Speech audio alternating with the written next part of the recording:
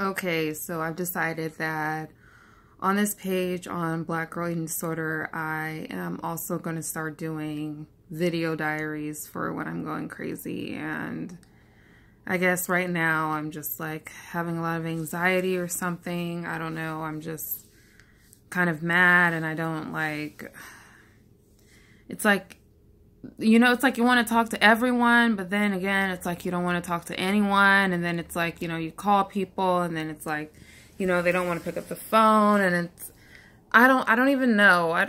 I don't even know. You know what I mean? But it's like, I don't know. It's just like, I'm thinking and I'm telling myself that I'm happy. You know what I mean? And I'm telling myself, I'm not really depressed. I'm happy. I'm doing things. I'm, busy a lot, with school, with, running my household, with just things that have to be done all the time and bills and just everything. You know what I mean? With trying to get this organization started and trying to do everything that I want to do and be everything that I want to be. And there's just like not enough time in the day, So I'm just telling myself, yeah, like I think about it. Am I happy? Yeah. Am I really that sad? Some things make me a little sad, but really, no. Am I loved? Yeah. Do I have a great support system with my family? Yeah. Do they love me? Yeah. So what's the problem? I don't fucking know. I don't know. I don't know what the problem is, Am I, I don't know, like, am I,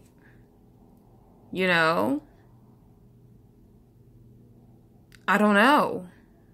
It's like, yeah, I have some issues, sometimes like, I mean, I love being Black and sometimes I have issues with it, when I come up against racism or something, because racism is just something that really just like, just cuts into my heart, that just, that I hate, that just overwhelms me, because I can't understand it. And it's something that I can't fix. Like I can't fix the color of my skin, and nor do I really want to. And I know sometimes with my eating disorder, I, in order to fix, racism that might happen or something like that, I might try to,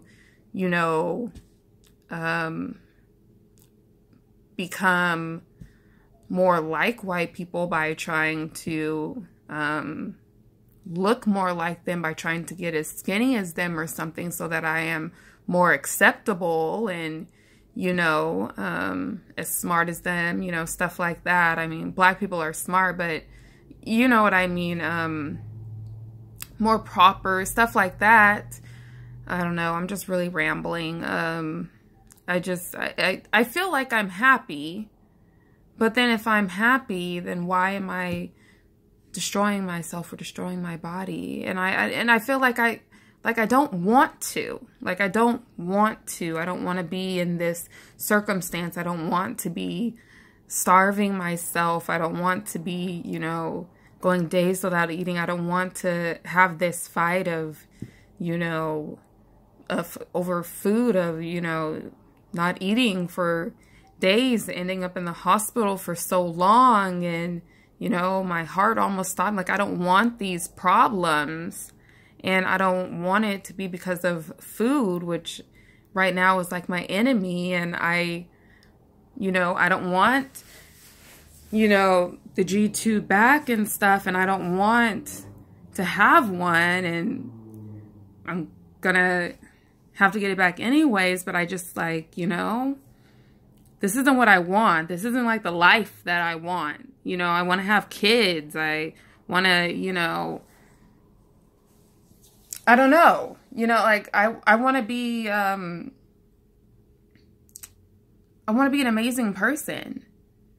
I don't want to be known as the girl with the eating problem. I don't even like using the word eating disorder, because I feel like, it just sounds so bad. Like I don't want to be the girl with the eating problem that's just like, just don't want to eat. Like I just don't want to, like I don't want to go there. Like I just why it makes me so comfortable, you know? And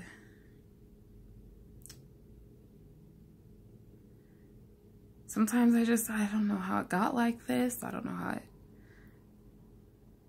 I just wish I would have never started. I just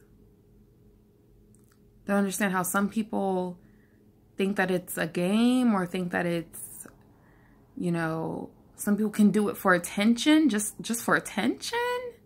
You know, I found that with a lot of African Americans, that it's never really for attention, that it's for a lot of African Americans that have eating disorders have had a lot of trauma in their life. It can be very trauma based. I've had a lot of trauma. It's never been something that has been really simple, or, you know, something that is an easy fix. It's always been something that has stirred up a lot of emotion, a lot of severe trauma, a lot of things that have happened in their lives that don't normally happen in a lot of other people's lives. And I know we'll probably need to get more into that and what type of trauma things we're talking about. But we're talking about, you know, rapes and,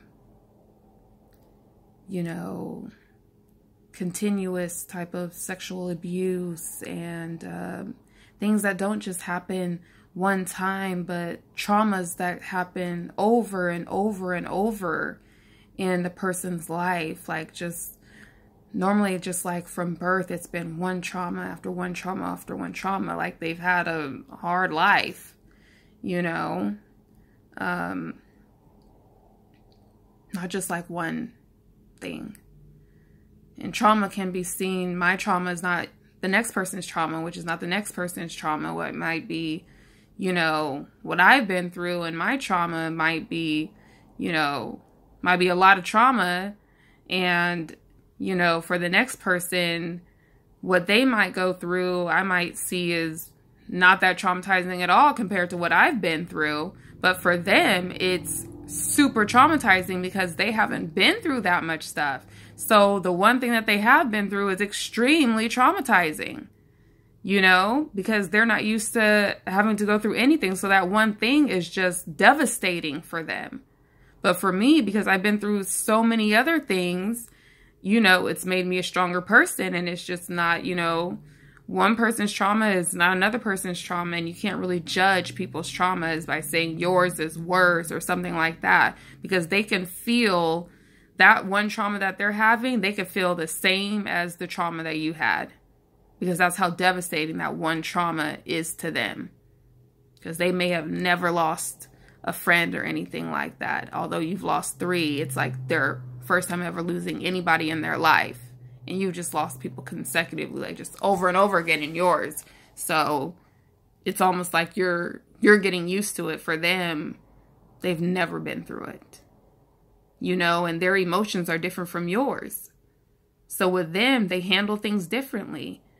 And they might have handled it by, you know, by stop eating, you know.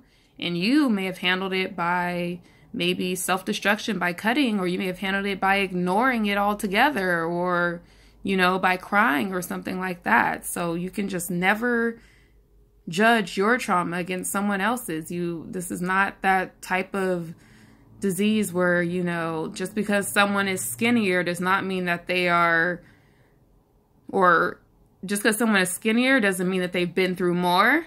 Just because someone's fatter doesn't mean they've been through less or that they've been through more. Just because they're bigger does not mean at all that they're healthier in any way.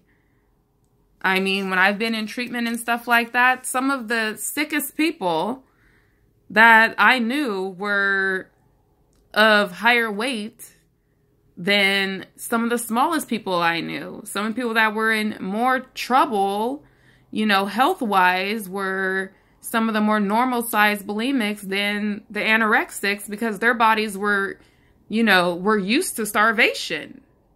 Their bodies became used to starvation, so their labs would come back perfectly.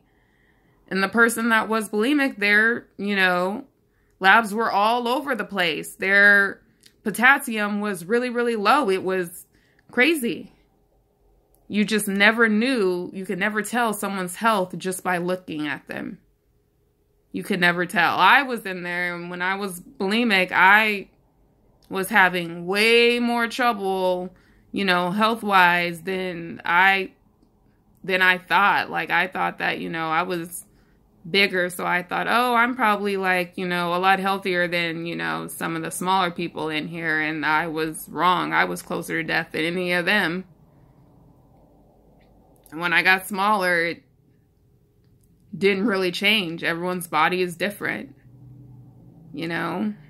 And a lot of people would be surprised because when they look at me, you know, a lot of people think that I look okay now, you know, think that I look good and stuff like that, except for my family and friends that knew me before I lost a lot of weight.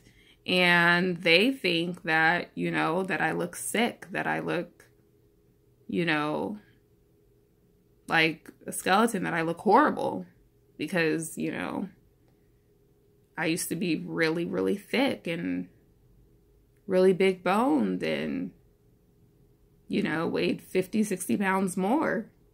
And I carried my weight well.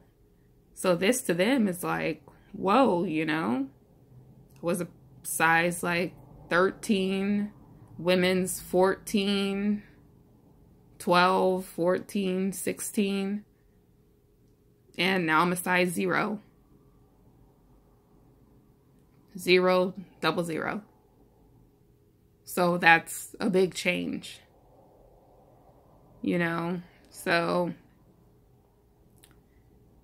it scares me sometimes because I get tired of living this life, and I just want to close my eyes and just open them and just things be normal, be the way they are. I be normal, you know, and it's just not that easy. And it's not like that. And I hate that. I hate that. And sometimes I don't know how it's gonna happen, how it's gonna get better, how it's going to, I don't know. I have faith, you know? I have faith that it will, but it's just like I can't see myself like eating normally or anything like that. I don't really wish to eat. I don't crave it, but I just don't know how. I see the ending, but I just don't know how to really get there. And I'm a little stubborn. Like if I say I don't want something, like I don't want it, you know? So I don't know. Maybe I'll do some meditation from a meditation app and, you know, lay with my puppy over here, my Bella Wella. This is my Bella Wella. She loves her mommy. She doesn't like being disturbed during her nap, but she loves her mommy. So, and, you know, write a poem or something. But I just wanted to let you guys know, you know, diary number 1 of a crazy girl. So, anyways, I hope all of you guys out there are having a good day, better day, you know, are trying to figure yourselves out too. And I wish you guys all the best of luck in your recoveries. So, out and about like this with a big fat kiss. Mwah.